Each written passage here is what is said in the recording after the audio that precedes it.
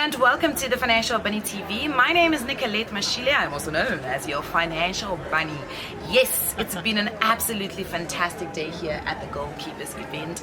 We've had so much learning to do, and you guys know that we are all about financial inclusion and women's economic power on our channel. And today I have the absolute pleasure of sitting down with Anita Zaidi, who is the president of Gender Equality Division at the Gates Foundation. Anita, welcome to the show. Thank you so much. Great to be here. I'm so happy to see you because I think what you are doing specifically at the foundation is so important. Earlier on, we heard from stage how important it is for us to make sure that women are participating in our economy, but also are accessing good health. Perhaps maybe we can start off with why is it important that we invest in women's economic power? Yes, so you heard right now the Goalkeepers event. Health is wealth, Yes. and wealth is health. Absolutely. Yes. So if women have an income, if they can control that income, they can make the decisions for themselves, for their own bodies, for their families, for their communities, for their societies, and for their countries. And that is what leads to prosperity, right? And so without women being part of the economy, without women earning an income that they can control and decide what they do with, no country can progress. Poverty is actually very sexist. Yes, it's because when you look at who is poor, most of the poverty is in women, and a country is poor because its women are poor, and a country is rich when its women are rich. And so that having power in the hands of economic power in the hands of women for them to decide what's best for them and for their families is how we are all going to make progress. And often I think we speak about these theoretical ideas of what women's economic power looks like. In your experience working, with gender equality, what has been some of the things where you look at them and you're like, yes, I can see this woman has a level of economic power? Yeah, so that's a great question. I was recently in Bangladesh and visiting a very interesting organization, very amazing organization who do very impactful work called BRAC. Okay. It's one of the largest NGOs in the world that works on women's financial inclusion and poverty alleviation.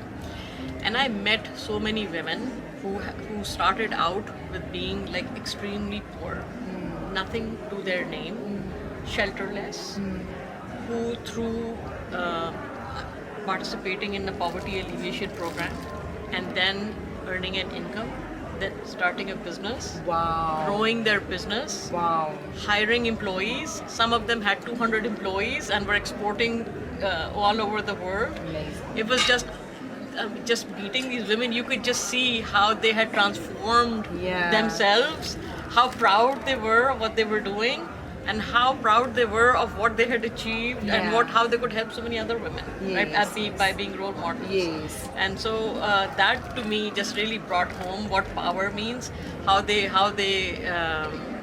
now felt that they could actually make decisions that enriched everyone. It feels like there's such a full circle, being able to start off as somebody who was seen as marginalized and you literally going through the entire process. Yes, and I hadn't seen that before. Like, I mean, normally you meet people who are poor or who are like, who are rich. Yes. You don't see people who started out poor, worked hard, and got themselves out of poverty with some help from others, and what they can then achieve. And like you just unlock that potential, right? So that unlocking of potential that I saw, that can happen if women are given an opportunity to do that, is what's really impressed me. I mean, it was just so powerful to see. Now I saw I stalk you on LinkedIn. I apologize for that. But I saw that you were speaking about, for the first time, you are starting to see women actually working together in terms of their initiatives to bring what we're trying to do here. How important is that we don't have fractured efforts? Yeah, so I mean, I'll answer that question in two ways. One is that actually we also know now that when women form groups together, that actually group gives them a lot of power. It gives them power to negotiate with their husbands, with their local elders and decision makers, and the power to argue for themselves and what's good for their communities. So self-help groups are a very powerful way for elevating women's power as well, and we've seen this a lot in Africa and in India.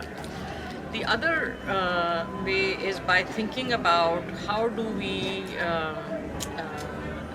bring people together around a common agenda where health and power, health and economic development are not disconnected fields, but they are one and the same.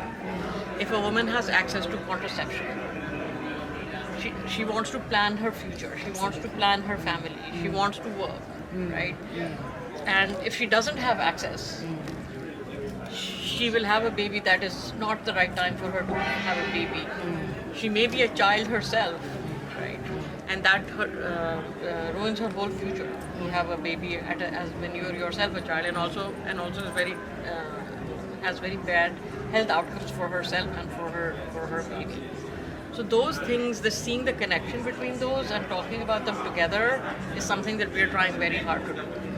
I'm going to ask you one last question so I can let you go. The gentleman from Sierra Leone spoke a little bit about how, when you know, these children who fall pregnant, these young girls who fall pregnant, who then excluded from going to school, and how it was important for him to really challenge that. And I want to speak about that specifically because sometimes it's systematic inequalities that we don't speak about, that are often, you know, rooted in policy, in culture, as we call it. How do we start addressing those? How do we start challenging the status quo, especially when you're just a young person with a young voice and everyone's like, oh, it's the young one's making a noise again?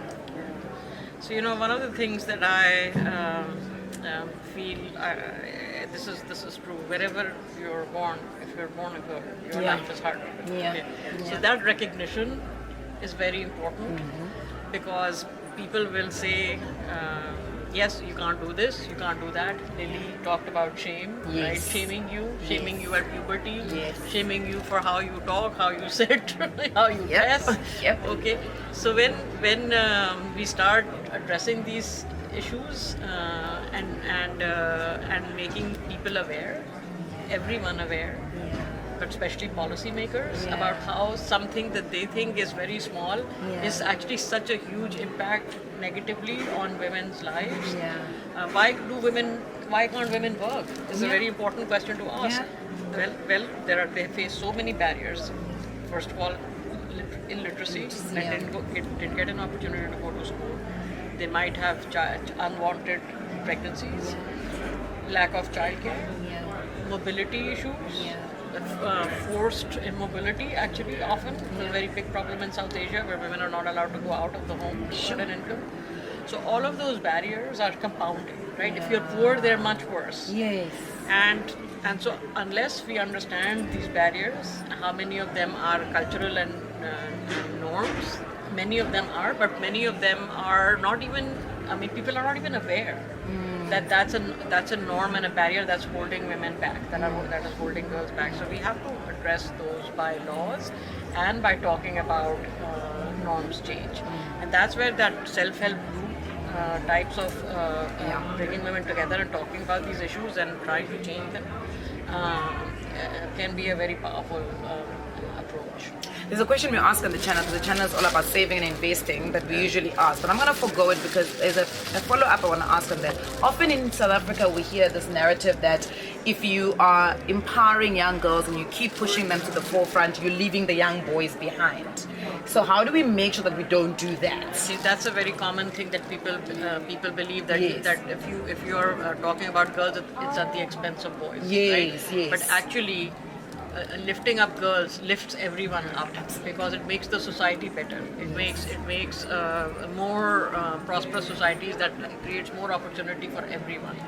And we know this from actually some very interesting work that was just done in DRC, where women were offered subsidized childcare. And their income went up, but their husband's income also went up. Yes. Because there's an opportunity cost of a woman of childcare that everybody faces, and so that was a surprise. That was a surprise for us to see that the father's income also went up. That's an amazing correlation. Her name is Anita Zaidi, and of course she is president of the Gender Equality Division at the Gates Foundation. Thank you very much for your time. Thank you. Absolutely fantastic. Thank you. Very Wonderful. inspirational. Wonderful. Do stalk her. All right. Thank you. Thank you, Nicolette. Thank you. Wonderful. I'll see you guys on the next one. Bye.